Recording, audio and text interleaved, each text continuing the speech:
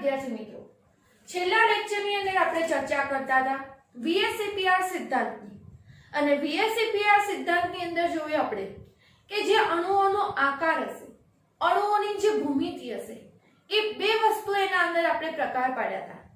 બે વસ્તુ જે પ્રકાર પાડ્યા એના આધારે આપણે આજે એના આકારની ભૂમિતિની ચર્ચા કરાવવાની છે. બે પ્રકાર એમાં આપણે શાના આધારે પાડતા હતા તેની વાત કરીએ તો એવા અણુ કે જેની પાસે અબંધકારક ઇલેક્ટ્રોન યુગ્મ હોતું નથી તેવા પરમાણુઓની ભૂમિતિ હશે, અણુઓની ભૂમિતિ હશે, તેની વાત આપણે પ્રથમ કરીશું.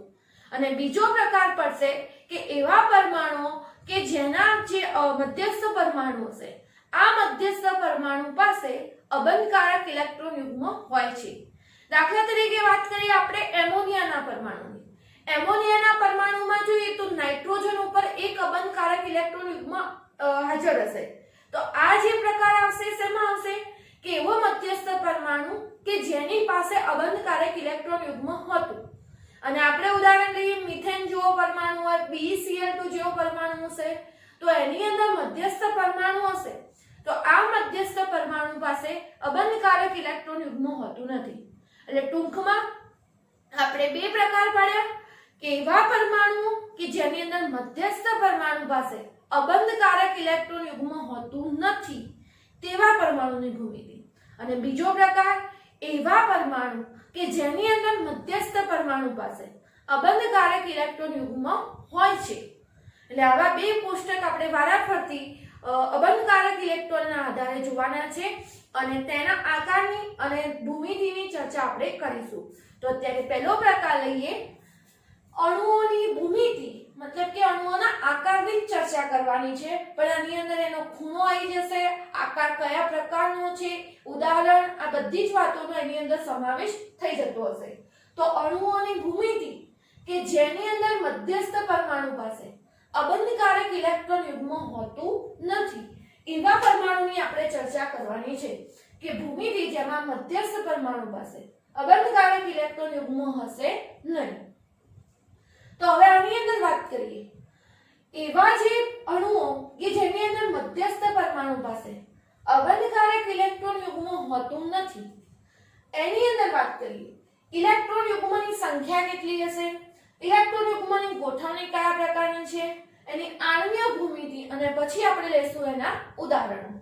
તો હવે એની અંદર જોઈએ ઇલેક્ટ્રોન યુગ્મની સંખ્યા દાખલા તરીકે 2 હોય, ઇલેક્ટ્રોન યુગ્મની સંખ્યા 2 હશે તો એની અંદર હવે અહીંયા યાદ રાખજો મધ્યસ્થ પરમાણુ જેને આપણે કેપિટલ અક્ષર A વડે દર્શાવીશું અને એની આજુબાજુ બંધ બનાવતા જે પરમાણુ હશે B વડે દર્શાવીશું. તો મધ્યસ્થ પરમાણુ આપણો હશે A અને એની અંદર ઇલેક્ટ્રોન યુગ્મ જે બંધ બનાવવામાં ભાગ લેતા હશે એ 2 હોય, એટલે એક ઇલેક્ટ્રોન યુગ્મ આ બાજુ હોય અને એક ઇલેક્ટ્રોન યુગ્મ આ રીતે હશે.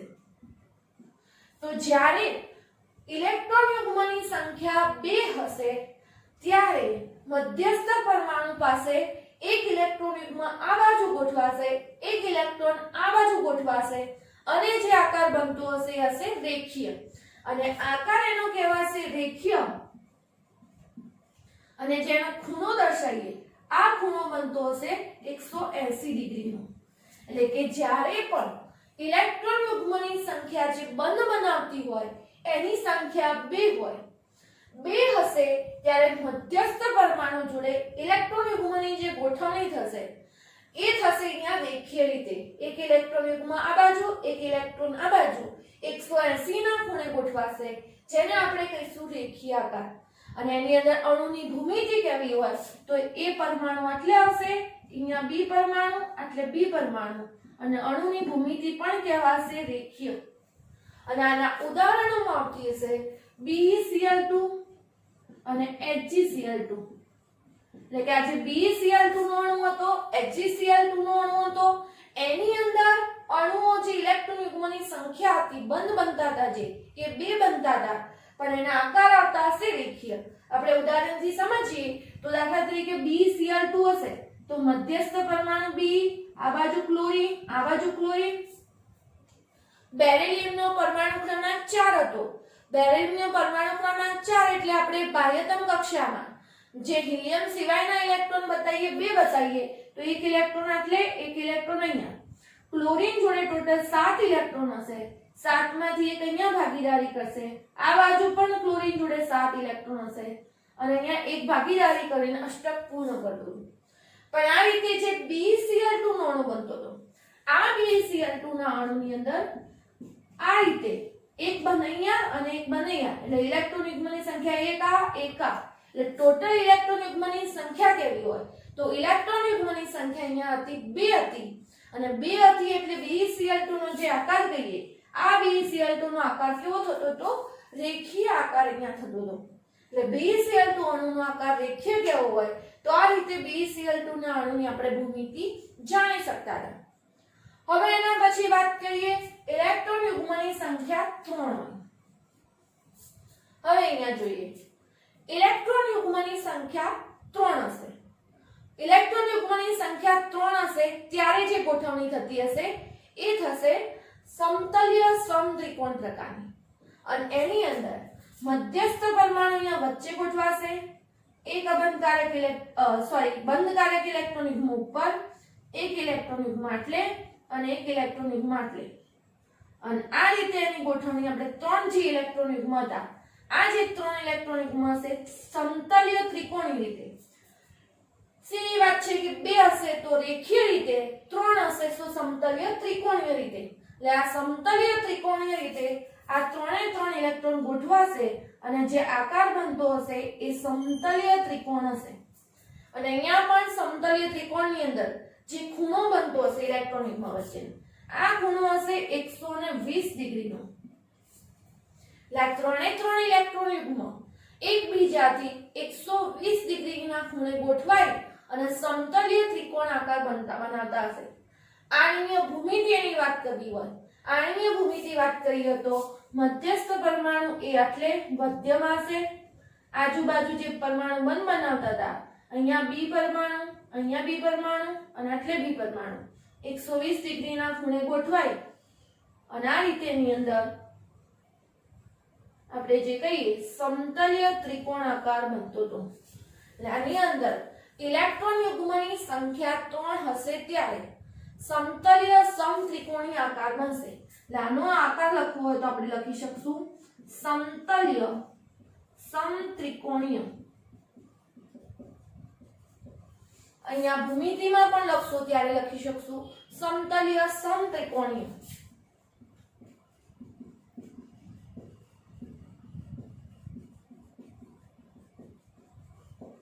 અને આનું ઉદાહરણ જો જોવું હોય તો ઉદાહરણ આવશે સમતલીય સમત્રિકોણીયનું BF3 બોરોન ટ્રાઇફ્લોરાઇડ હતો.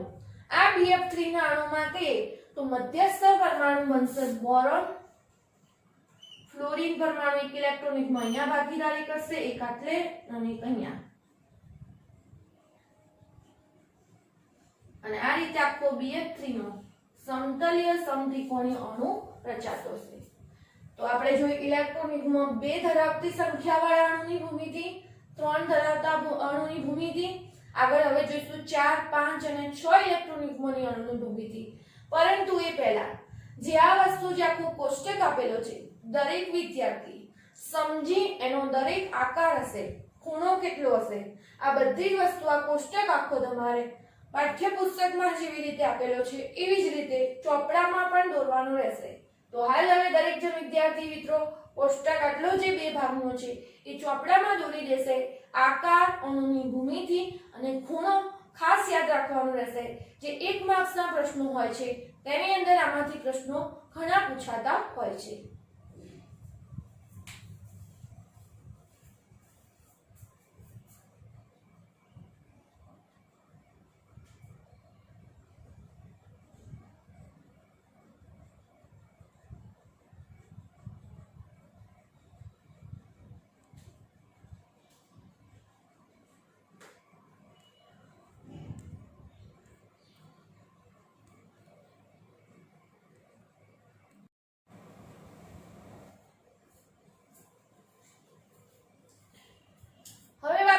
મધ્યસ્થ પરમાણુ પાસે ઇલેક્ટ્રોન યુગ્મની સંખ્યા 4 હશે. મધ્યસ્થ પરમાણુની પાસે ઇલેક્ટ્રોન યુગ્મની સંખ્યા 4 હશે ત્યારે બનશે સમચતુષ્ફલકીય આકાર।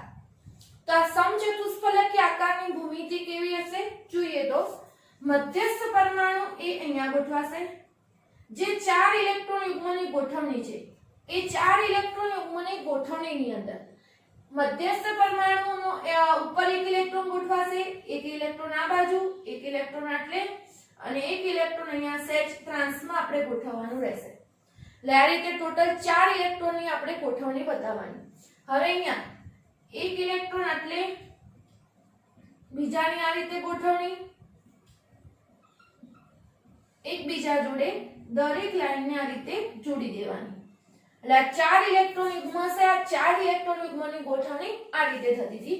હવે જે એનું જોડાણ હશે આકાર માટે એ દરેક ઇલેક્ટ્રોન યુગ્મ આ રીતે એકબીજા સાથે જોડાયેલા રહેતા હશે અને જે ઉપરનું ઇલેક્ટ્રોન યુગ્મ હશે એ પણ અહીંયા નીચેના ઇલેક્ટ્રોન યુગ્મ સાથે જોડાશે। એટલે આ રીતે અને અહીંયા ઇલેક્ટ્રોન યુગ્મ આ રીતે એકબીજા સાથે જોડાશે અને જે આકાર બનતો હશે સમચતુષ્ફલકીય આકાર તૈયાર થશે। અને જ્યાં સમચતુષ્ફલકીય આકાર હશે એની અંદર ઇલેક્ટ્રોન યુગ્મ વચ્ચેનો જે આપણે ખૂણો કહીએ, આ જે ખૂણાનું માપ આવતું હશે એ 109.5 ડિગ્રીનું હશે। અહીંયા ખૂણો કહેવાશે 109.5 ડિગ્રીનું ખૂણો। સમચતુષ્ફલકીય આકાર જ્યારે પણ હોય ત્યારે ખૂણો જે બનતો હશે ઇલેક્ટ્રોન યુગ્મ બધા એકબીજાને 109.5 ડિગ્રીના ખૂણે ગોઠવાયેલા હશે। આની ભૂમિતિ હજી બતાવીએ તો જે રીતે ઇલેક્ટ્રોન યુગ્મ બતાવ્યા હતા એ જ રીતે આપણે બી પરમાણુ અહીંયા દર્શાવી દેશું અને તેને એકબીજા સાથે જોડીશું। તો આ રીતે જે એ પરમાણુ મધ્યસ્થ પરમાણુ કહેવાશે, બી પરમાણુ આપણે જે સાઈડમાં પરમાણુ લઈએ છીએ પછી અહીંયાથી એટલે જોડવાનું તમારે લાઈન, દરેકે દરેક લાઈન જે ઇલેક્ટ્રોન યુગ્મથી હતી એકબીજા સાથે જોડી દેવાની। એટલે આપણો સમચતુષ્ફલકીય આકાર હશે જે અહીંયા તૈયાર થઈ જશે। એટલે આ રીતે સમચતુષ્ફલકીય આણ્વીય ભૂમિતિ બનશે જ્યારે ઇલેક્ટ્રોન યુગ્મની સંખ્યા 4 હશે ત્યારે। ઉદાહરણ આની અંદર લઈએ, 4 ની અંદર CH4 આવશે, NH4+1 આ બધાની જે ભૂમિતિ કહી શકીએ આની ભૂમિતિ હતી ત્રિકોણીય સમચતુષ્ફલકીય પ્રકારની જે 4 ઇલેક્ટ્રોન યુગ્મ હોવાના કારણે। હવે વાત કરીએ ઇલેક્ટ્રોન યુગ્મની સંખ્યા કેવી હોય, 5 હોય ત્યારે।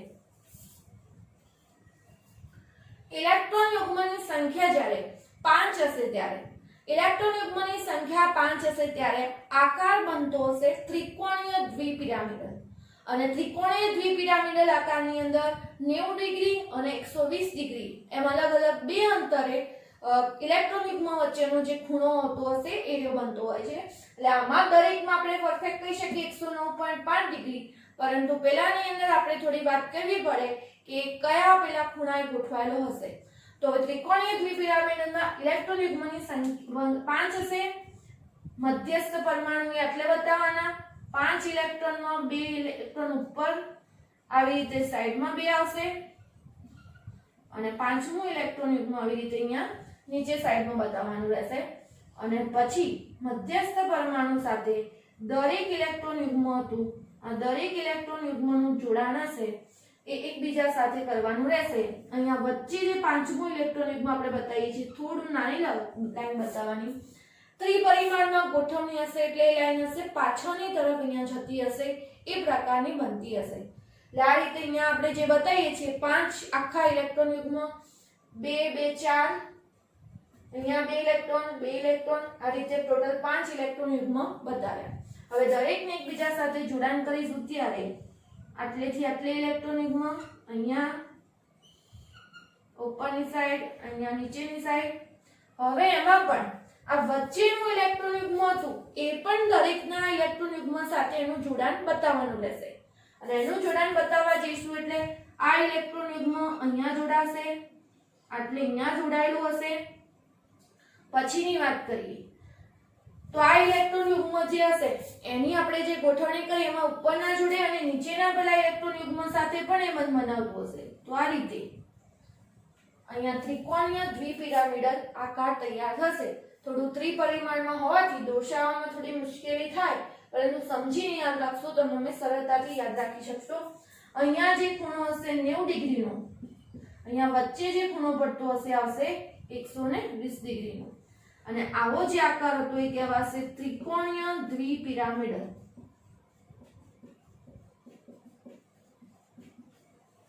આ જ વસ્તુ આણ્વીય ભૂમિતિની અંદર જો આપણે સમજાવવા જઈએ, આણ્વીય ભૂમિતિમાં સમજાવીએ તો મધ્યસ્થ પરમાણુ A, એક બી પરમાણુ પર, એક બી પરમાણુ નીચે, એક બી પરમાણુ સાઈડમાં, અને આ રીતે અહીંયા સહેજ નાની લાઈનથી બી પરમાણુ હશે, અને દરેકને એકબીજા સાથે જોડી દેવાના. આ રીતે દરેક બી પરમાણુ અહીંયાથી આ બી પરમાણુ સાથે જોડાશે, એટલેથી બી પરમાણુ સહેજ થોડા અક્ષર નાના રાખવાના જેથી આકૃતિ વ્યવસ્થિત આવે, અને આ રીતે તમે ત્રિકોણીય દ્વિપિરામિડલ આકાર તૈયાર કરી શકશો. ત્રિકોણીય દ્વિપિરામિડલમાં ઉદાહરણ આવશે PCl5, ફોસ્ફરસ પેન્ટાક્લોરાઇડ. આ PCl5 ની જે ભૂમિતિ હતી, આ ભૂમિતિ હતી ત્રિકોણીય દ્વિપિરામિડલની મદદથી. એકવાર દરેક આકાર દોરવાની પ્રેક્ટિસ દરેક વિદ્યાર્થી કરવાની. આગળ સંકલનના મુદ્દામાં તમને કામ આવી શકે છે. આના રિલેટેડ જે નીટ અને JEE માં ક્વેશ્ચન પૂછાતા હોય છે તેની અંદર પણ તમને મદદરૂપ થશે આ વસ્તુ. તો આ બંને વસ્તુ દોરી દેવી. અને હવે જોઈશું ઇલેક્ટ્રોન યુગ્મની સંખ્યા 6 હોય એવા અણુની ભૂમિતિ.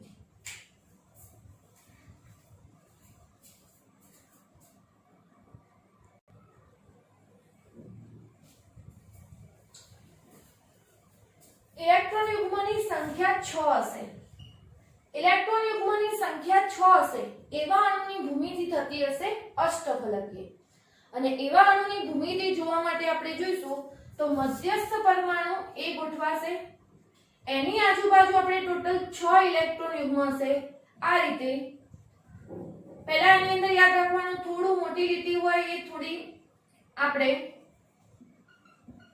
એક ઉપરની બાજુ એક નીચેની બાજુ, અને આ રીતે જે રીતે આપણે ચતુષ્કોણની ગોઠવણી કરતા હતા એ રીતે 4 ઇલેક્ટ્રોન યુગ્મ આવી રીતે ક્રોસમાં રાખવાના, ચોરસનો શેપ બનતો હોય એ રીતે. એટલે જે 6 ઇલેક્ટ્રોન જે ગોઠવતા હતા એમાં 4 ચોરસના ખૂણે આવતા હશે એ રીતે ગોઠવવાના. પાંચમો અને છઠ્ઠો ઇલેક્ટ્રોન યુગ્મ આ રીતે થોડા ઉપર નીચે ગોઠવવાના રહેશે. અને હવે એની ભૂમિતિ જો તૈયાર કરવા જઈએ તો આ રીતે આ ચોરસ જેવો આકાર અહીંયા બનશે. હવે દરેક ઇલેક્ટ્રોન યુગ્મ જે ઉપર નીચે આવતું હશે ઇલેક્ટ્રોન યુગ્મ એના સાથે એનું જોડાણ બતાવીશું. તો આ ઇલેક્ટ્રોન યુગ્મ આટલે ગોઠવાતું હશે, અહીંયા આ ઇલેક્ટ્રોન અહીંયા ગોઠવાશે, આ ઇલેક્ટ્રોન યુગ્મ આના જોડે જોડાયેલું હશે, આ ઇલેક્ટ્રોન યુગ્મ આટલે. એ રીતે તો એકબીજા સાથે જોડાયેલા હશે. એટલે અહીંયા આખી જે ઇલેક્ટ્રોન યુગ્મની ગોઠવણી કહીએ, જ્યાં છઠ્ઠા નંબરનો ઇલેક્ટ્રોન બધા જોડે ગોઠવાયેલો છે. હવે જે જોડાશે આ ઇલેક્ટ્રોન યુગ્મ હશે અહીંયા આના જોડે જોડાણ ધરાવશે, આ ઇલેક્ટ્રોન યુગ્મ અહીંયા જોડાણ ધરાવતું હશે, અહીંયા નીચે વાળો ઇલેક્ટ્રોન યુગ્મ ઉપર વાળા જોડે, અને આ નીચે વાળો ઇલેક્ટ્રોન યુગ્મ આટલે જોડાણ ધરાવશે. અને આ રીતે તમે આખી ગોઠવણી તમે બતાવવા જશો ત્યારે તમારે અહીંયા અષ્ટફલકનો 8 ફલક જે આપણે કે સ્ટાર જેવો જે આકાર કહીએ એ સ્ટાર જેવો આકાર તૈયાર થશે. એટલે કે દરેક ઇલેક્ટ્રોન યુગ્મ હશે એકબીજા સાથે આ રીતે અષ્ટફલકના આકારથી જોડાયેલા હશે. એટલે અહીંયા 6 ઇલેક્ટ્રોન યુગ્મ હશે ત્યારે જે એનો આકાર કહીએ અષ્ટફલકીય કહેવાશે. અને આ રીતે એનું આપણે જોડાણ બતાવવાનું રહેશે. હવે વાત કરીએ એની અંદર અણુની ભૂમિતિની અંદર. અણુની ભૂમિતિમાં દર્શાવવા જઈશું તો પણ સેમ રીત. બી પરમાણુ આ રીતે બી પરમાણુ ક્રોસમાં આપણે આ રીતે 4 બી પરમાણુ દર્શાવીશું. દરેક મધ્યસ્થ પરમાણુ સાથે તો જોડાયેલા જ હશે અને એકબીજા સાથે પણ જોડાતા હશે. એટલે અહીંયા આ રીતે ચોરસ બનતું હશે.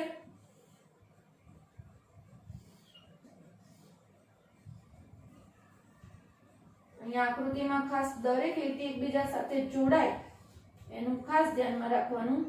અહીંયા બી પરમાણુ હશે,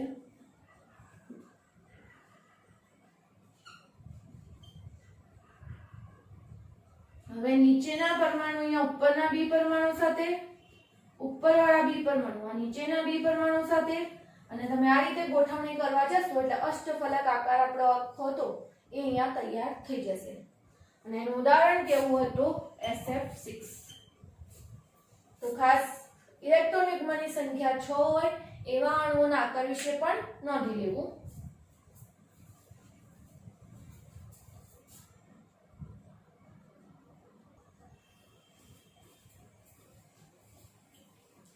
હવે આપણે વાત કરીશું બીજા નંબરનું કોષ્ટક કે જેની અંદર મધ્યસ્થ પરમાણુ છે. કીધું મધ્યસ્થ પરમાણુ પાસે એક અથવા વધારે અબંધકારક ઇલેક્ટ્રોન યુગ્મ હશે.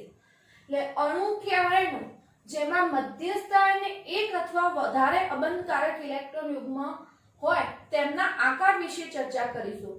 અહીંયા ખાસ ધ્યાનમાં રાખવાનું કે અબંધકારક ઇલેક્ટ્રોન યુગ્મના કારણે ઇલેક્ટ્રોન યુગ્મ વચ્ચે અપાકર્ષણ થવાના કારણે જે અણુના ઇલેક્ટ્રોન યુગ્મની ગોઠવણીનો આકાર જે હશે અને ખરેખર જે આકાર જોવા મળતો હશે આ બંને વચ્ચે આપણને અપાકર્ષણના કારણે થોડી ભિન્નતા જોવા મળતી હતી. એટલે ઇલેક્ટ્રોન યુગ્મની ગોઠવણીનો આકાર પૂછે તો જુદો આવશે અને અણુનો આકાર પૂછાશે તો જુદો આવશે. આની અંદર એક નવી વસ્તુ સમજવાની થાય છે, અણુનો પ્રકાર આપેલો છે.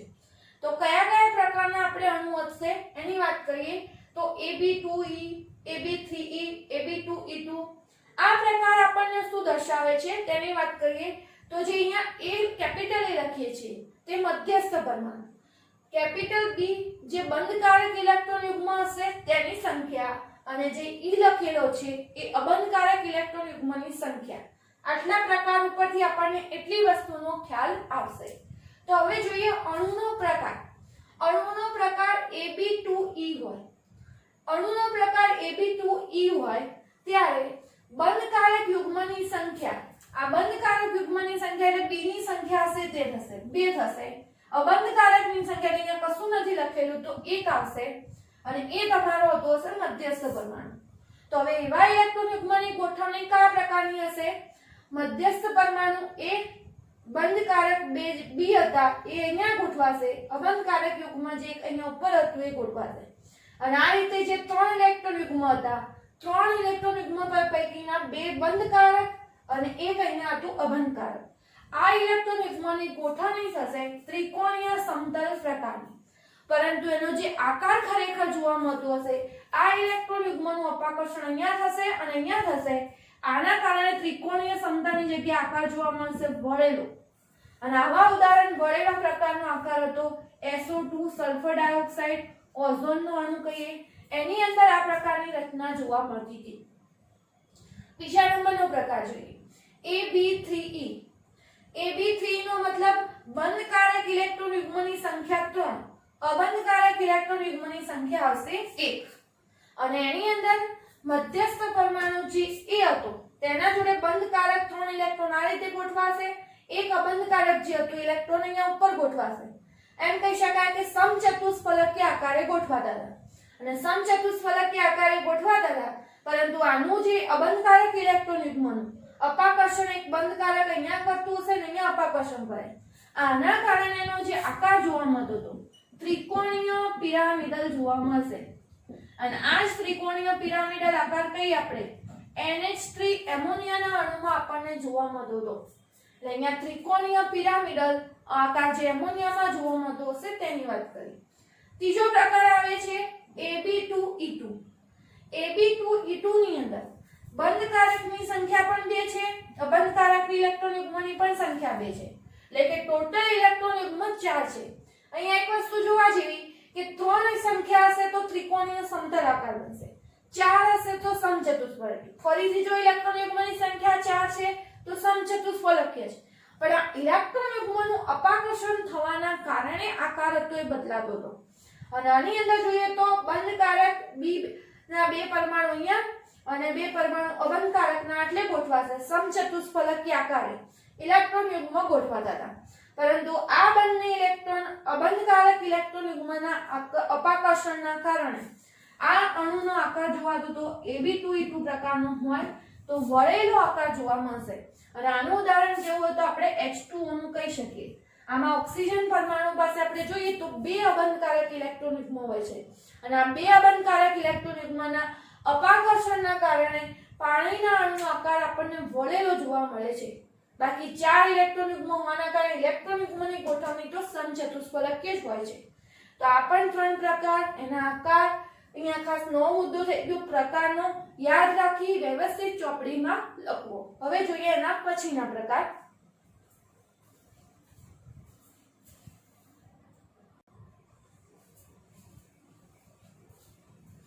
પછીનો પ્રકાર આવે છે AB4E। AB4E ની અંદર બંધકારક યુગ્મની સંખ્યા 4, અબંધકારક યુગ્મની સંખ્યા આવશે 1। હવે અહીંયા 4 ને ટોટલ 5 ઇલેક્ટ્રોન યુગ્મ થયા। 5 ઇલેક્ટ્રોન યુગ્મ એટલે આકાર થશે ત્રિકોણીય દ્વિપિરામિડલ। અગાઉના કોષ્ટકમાં પણ આપણે જોઈ ગયા કે 5 હોય ઇલેક્ટ્રોન યુગ્મ તો ત્રિકોણીય દ્વિપિરામિડલ આકાર હોય, તો ત્રિકોણીય દ્વિપિરામિડલ। હવે અહીંયા આ અબંધકારક ઇલેક્ટ્રોન યુગ્મના અપાકર્ષણના કારણે આ 5 ઇલેક્ટ્રોન યુગ્મની અંદર ખરેખર જે આકાર જોવા મળતો હશે એ આવશે ચીંચવો આકાર। અને એની અંદર ચીંચવો આકારની અંદર ઉદાહરણ કહીએ તો ઉદાહરણ આવતું હશે SF4 નું અંદર। અહીંયા પ્રશ્ન થાય ચીંચવો આકાર એટલે આપણે જે ગાર્ડનમાં એની અંદર જે વજન માટેનું આવતું હોય છે સાધન, ઉપર નીચે આપણે ખસીએ જે ઊંચક નીચક જેવું કહીએ છીએ એ પ્રકારનો અહીંયા શેપ બને છે। એટલે અહીંયા ઉપર આવેલું એક આ બાજુનું એક આ બાજુનું આપણે ઊંચક નીચક જે જોઈએ એની અંદર જે બાજુ વજન હોય એ બાજુ નમતું હોય એ પ્રકારનો અહીંયા શેપ બને છે। એટલે આ ચીંચવો આકાર, ચીંચવો શબ્દ એના ઉપરથી આવેલો છે, SF4 પ્રકાર કહેવાય। પછીનો પ્રકાર જોઈએ AB3E2। AB3E2 નો મતલબ બંધકારક યુગ્મની સંખ્યા 3 હશે, અબંધકારકની 2 હશે। 3 ને 2 ફરીથી 5, 5 એટલે ઇલેક્ટ્રોન યુગ્મની ગોઠવણી તો ત્રિકોણીય દ્વિપિરામિડલ જ આવશે। અહીંયા ત્રિકોણીય દ્વિપિરામિડલ ગોઠવણી આવશે। આની અંદર વાત કરીએ તો ત્રિકોણીય દ્વિપિરામિડલની અંદર ટોટલ 3 બંધકારક, એક ઉપર અહીંયા નીચે અને એક આટલે ગોઠવાશે, 2 અબંધકારક ઇલેક્ટ્રોન યુગ્મ આ રીતે ગોઠવાશે। અને અહીંયા આપણને જોવા મળતો હશે T આકાર, અને ઉદાહરણ એનું આવશે ClF3। T આકાર કઈ રીતે, તો આનો આખો શેપ તમે જોવા જોઈએ તો T આકાર જેવો બનતો હશે। પરીક્ષાની અંદર ખાસ ઉદાહરણ ઉપરથી આકાર પૂછી શકે, પ્રકાર પૂછી શકે કે SF4 અણુનો પ્રકાર જણાવો, ચીંચવો આકાર પ્રકારનું ઉદાહરણ કયું છે, એવી રીતે આ પ્રશ્નો આ બંનેમાંથી તો વધારે પૂછાતા હોય છે। તો એ રીતે ખાસ કોષ્ટક તૈયાર કરવાનો છે। હવે જોઈએ એના પછીના બાકી 2 પ્રકાર।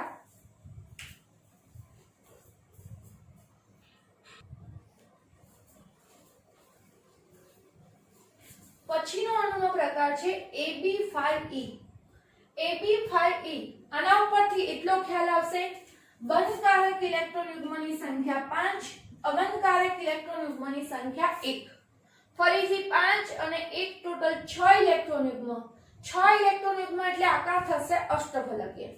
ઇલેક્ટ્રોન યુગ્મની ગોઠવણીનો જે આકાર હશે અષ્ટફલકીય। કઈ રીતે ગોઠવાશે, મધ્યમાં એ પરમાણુ 1 2 3 4 ચોરસના ખૂણે જે 4 પરમાણુ, પાંચમું એક બંધકારક અને એક અબંધકારક આ રીતે નીચે અષ્ટફલકીય આકાર જોવા મળશે।